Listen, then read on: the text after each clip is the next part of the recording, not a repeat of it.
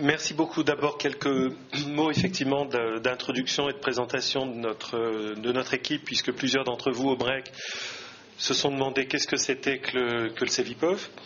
Donc c'est une équipe de recherche à la fois du CNRS et de Sciences Po Paris, et qui est une équipe composée de plusieurs dizaines de chercheurs, dont une bonne partie d'entre nous travaillons sur toutes les questions qui sont relatives aux élections, au vote, à l'évolution des attitudes politiques des Français, à leur relation par rapport à la démocratie et à la politique.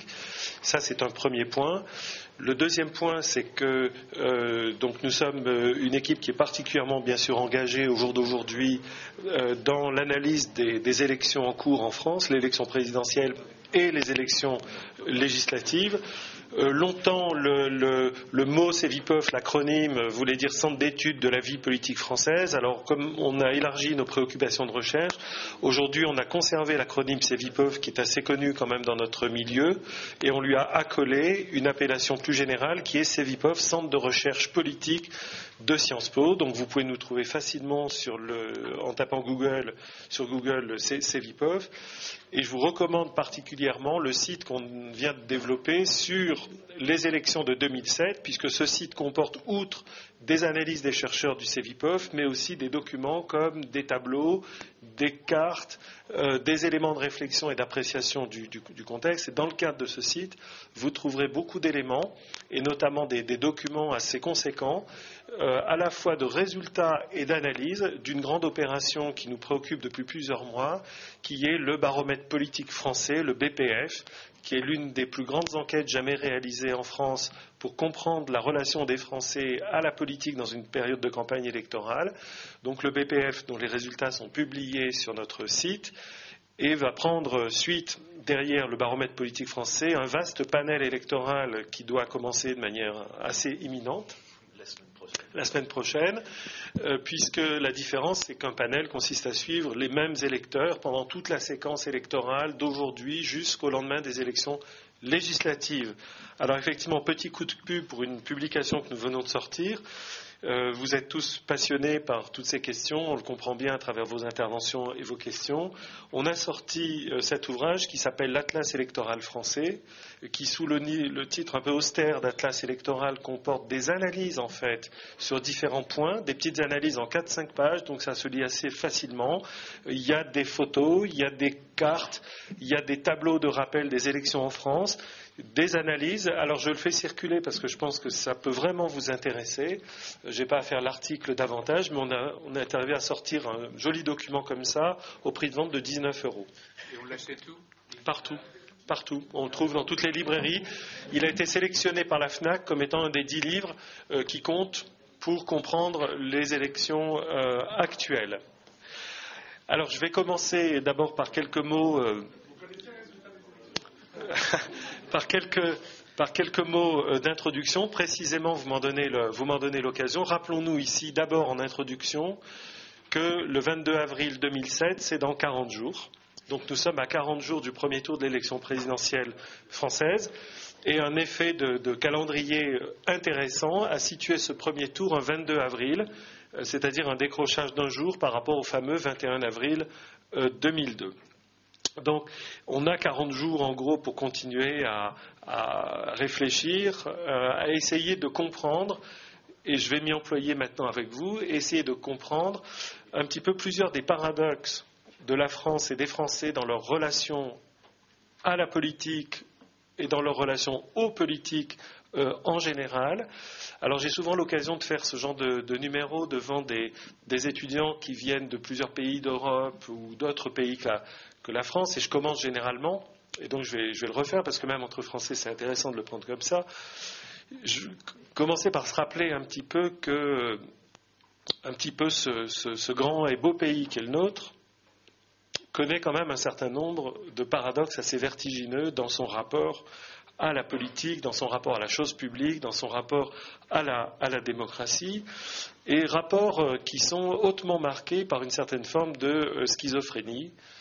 Donc on en a parlé tout à l'heure, mais si on essaye de brosser à grands traits cette schizophrénie nationale, on est les uns et les autres ici tout à fait susceptibles d'alterner dans la même conversation, dans la même journée, voire dans la même phrase, à la fois l'idée que nous appartenons au pays le plus bête du monde, c'est-à-dire ce pays où il nous arrive tous les malheurs.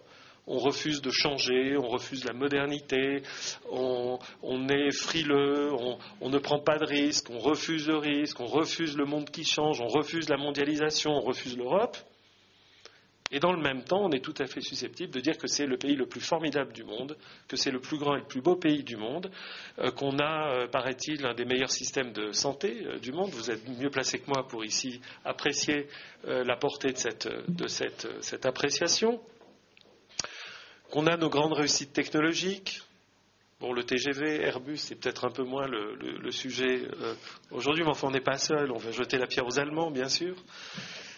Et donc, on est, les uns et les autres, tout à fait susceptibles de tourner un petit peu en rond autour d'un thème qui est notre grand thème national en France, qui est le malheur public et le bonheur privé.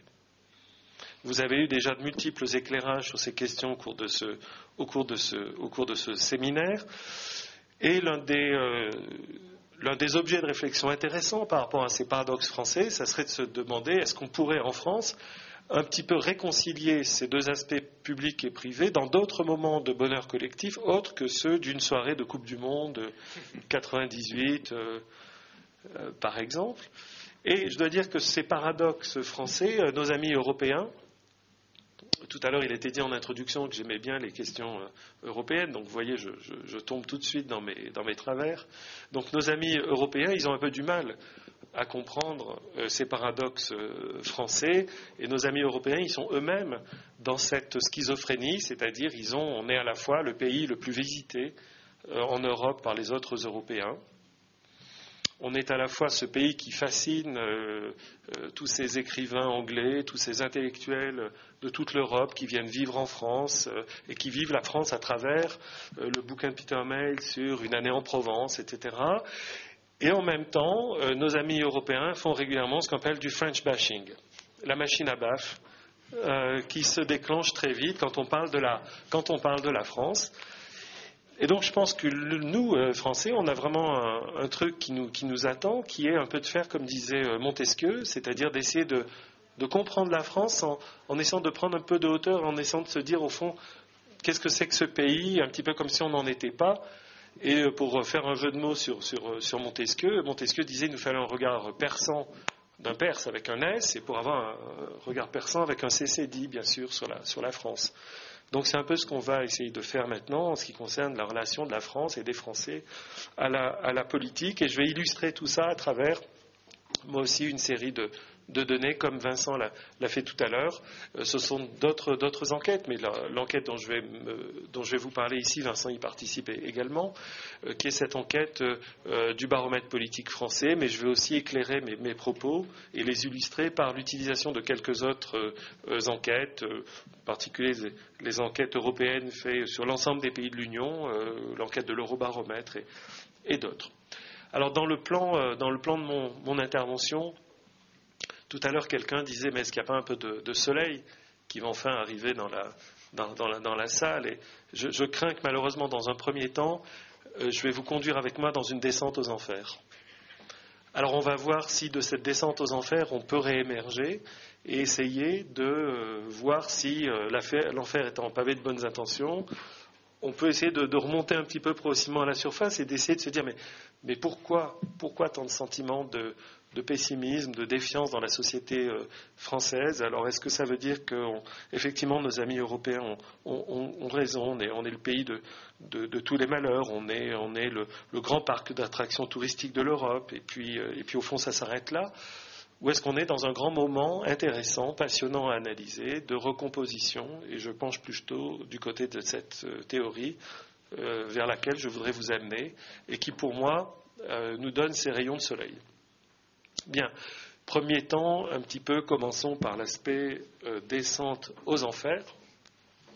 Alors, la descente aux enfers, c'est effectivement que lorsqu'on observe aujourd'hui le lien que les Français ont vis-à-vis à la fois du climat socio-économique et de la politique, ce sont des liens qui, avant tout aujourd'hui, sont caractérisés par un très fort tropisme de pessimisme, de sentiment que tout va mal, et de très grande défiance vis-à-vis de la capacité de la politique et des politiques à faire face à cette situation. Alors pour rappeler et recadrer quelques petits éléments d'interprétation, la série d'enquêtes dont je vous ai parlé, le baromètre politique français, a commencé à mesurer le moral des Français et leur relation à la politique dès le printemps de 2006. Donc dans un contexte qui était un contexte un peu spécifique, à la fois on n'était pas encore vraiment dans les élections, mais on était par contre en plein dans la crise du CPE. Autre grand moment de schizophrénie nationale. Alors évidemment, quand on a mesuré ça au moment de la crise du CPE, on s'est tous un peu inquiétés en disant il y a peut-être un effet CPE dans ce qu'on est en train de mesurer, et puis ça a été confirmé par les vagues ultérieures du baromètre politique français qui, elles, ont eu lieu, l'une à l'automne de 2006, l'autre au début de l'année 2007, l'autre qui vient de se réaliser au mois de février. Donc au printemps de 2006, lorsqu'on a observé cette société française complètement ébranlée par la crise du CPE, voilà un certain nombre de premières indications pour vous cadrer un petit peu l'état d'esprit des Français. On leur a posé une question qui était: est-ce qu'ils ont le sentiment qu'aujourd'hui on arrive à s'en sortir avec les revenus de son foyer? 54% des Français déclarent au printemps de 2006, et les choses n'ont pas changé aujourd'hui, qu'ils s'en sortent difficilement avec les revenus de leur foyer. Donc ce pessimisme concernant le niveau de vie, le pouvoir d'achat, est un pessimisme qui est très largement répandu dans tous les segments de la population. Évidemment, il domine totalement l'état d'esprit des gens qui sont privés de la première ressource, qui est l'emploi. 76% des chômeurs disent qu'ils n'arrivent pas à s'en sortir avec les revenus de leur foyer, mais aussi c'est la moitié des gens qui ont un emploi. Ça concerne aussi bien les inactifs, les retraités, les cadres moyens, même chez les cadres supérieurs, ça monte. Pour évidemment confirmer ce chiffre, parce que nous, on est des gens qui aimons bien essayer d'avoir plusieurs indicateurs pour un même phénomène. Donc, pour se dire on n'a pas été victime d'une illusion d'observation, on avait multiplié les indicateurs allant dans ce sens-là. Et on a, tenez-vous bien, les 3/4 des personnes que nous avons enquêtées, et là aussi le chiffre s'est confirmé par la suite, qui pensent que les jeunes d'aujourd'hui auront moins de chances de s'en sortir dans la société française que leurs parents. Ce pessimisme, on va dire, pour la génération qui monte, est un pessimisme qui est tout à fait général et qui lui aussi frappe dans à peu près tous les segments de la population. Il y a près de 60% des cadres supérieurs qui disent que ça sera plus dur pour leurs enfants que ça ne l'a été pour eux. Évidemment, ça touche encore plus les milieux populaires, employés et ouvriers. Et de la même manière, je dirais, ça touche évidemment encore plus ceux qui déjà déclaraient qu'ils s'en sortaient mal avec les revenus de leur foyer. Donc ça continue un petit peu sur ce thème-là. Ce pessimisme pour soi-même, ce pessimisme pour ses enfants, la génération qui monte, il concerne également le pessimisme pour l'ensemble du pays. Donc on a là aussi près des 3/4 des Français qui déclarent qu'ils sont pessimistes quant à l'avenir de l'économie française, quant aux performances de l'économie française, l'évolution de la situation économique française dans les 6 prochains mois. Et là aussi, ça concerne les jeunes, les vieux, les chômeurs, les professions libérales, les ouvriers. Ça frappe absolument dans tous les milieux. Et même les personnes qui déclarent qu'elles s'en sortent bien avec les revenus de leur foyer, même les personnes qui déclarent que pour la génération montante, ça sera peut-être mieux que pour la génération d'aujourd'hui, le pessimisme quant à la situation économique du pays est particulièrement important. Et alors évidemment, ce pessimisme, l'une des questions qu'on s'est posées, on s'est dit au fond, est-ce que ce pessimisme est en décalage avec la parole gouvernementale de l'époque, qui, elle, ne cessait de dire que le chômage baissait. Donc évidemment, on a constaté un certain décalage, on va dire, entre ce sentiment de pessimisme socio-économique et l'absence de crédit qu'on accordait au discours gouvernemental lorsqu'il disait à l'époque que le chômage était en baisse. Je ne veux pas dire par là que le discours gouvernemental est un discours qui ne tient pas la route, qui est un discours mensonger, etc. Toutes les statistiques depuis observent une baisse, peut-être pas significative, mais une baisse réelle du chômage. Je veux dire par là qu'il y a toujours, constamment, dans les perceptions sur le climat, sur la perception que les hommes politiques tiennent leurs engagements, que l'économie va bien, il y a des décalages entre la situation objective, la situation subjective. Je pense que d'ailleurs c'est un des grands problèmes de la relation des hommes politiques aux électeurs et des électeurs vis-à-vis de la politique. Ça ne fonctionne pas exactement avec le même calendrier dans la tête. C'est-à-dire que l'action gouvernementale consiste à dire j'ai de bonnes idées, je les implémente, je les mets en route, il se passe quelque chose. Et puis il y a un temps de latence qui est considérable entre je mets en œuvre des trucs et c'est perçu au niveau des individus comme changeant leur vie, comme ayant un impact réel sur eux. Donc je pense que c'est un problème qui est assez fondamental dans la relation des citoyens et des électeurs vis-à-vis de la politique. Ça ne fonctionne pas du tout avec le même calendrier mental que l'administration, que la haute fonction publique et que le gouvernement. Donc ce n'est pas du tout étonnant qu'on trouve ce genre de décalage et qui sont des problèmes passionnants à observer. C'est peut-être quand le chômage va repartir à la hausse que là, les gens auront le sentiment que ça allait un peu mieux pour eux. Et puis on va commencer à leur dire que le chômage est reparti à la hausse. Alors là, à nouveau, ils ne comprennent pas ce qui arrive. Bien. Alors, évidemment, pourquoi tant de malheurs s'abattent sur les électeurs français? Pourquoi ce sentiment de pessimisme? Premier point d'explication, on trouve des éléments très forts dans l'électorat français, chez les Français, on trouve des éléments très très forts que notre pays souffre avant tout de tous les grands changements du monde. Et je disais en introduction, ce grand et beau pays qui est le nôtre, je pense que ce n'est pas seulement une formule de rhétorique, je pense qu'on est un grand et beau pays, fondamentalement, mais c'est peut-être justement parce qu'on est un grand et beau pays qu'on a le sentiment qu'on a quelque chose à perdre, des grands changements du monde. Et donc il y a ce sentiment très fort dans l'électorat français aujourd'hui qu'on est un pays qui est exposé, qui souffre des grands changements du monde, et ce pessimisme, je dirais, de l'opinion, et donc que j'ai indiqué tout à l'heure, je crois, est assez profond parce qu'il va se nourrir de ce sentiment d'une France qui souffre. Alors ce sentiment d'une France qui souffre, il inclut la mondialisation des échanges économiques, thème sur lequel on a mesuré à de nombreuses reprises les attitudes des Français, mais aussi on souffre de la mobilité croissante des individus, on souffre de la construction européenne, et dans la première vague du baromètre politique français réalisé au printemps de 2006, on a près de la moitié des Français interrogés qui considèrent que la mondialisation est un danger pour la France, qu'elle menace ses entreprises et son modèle social, contre même pas un quart qui considère qu'elle est plutôt une chance parce qu'elle ouvre à la France des marchés à l'étranger, qu'elle la pousse à se moderniser.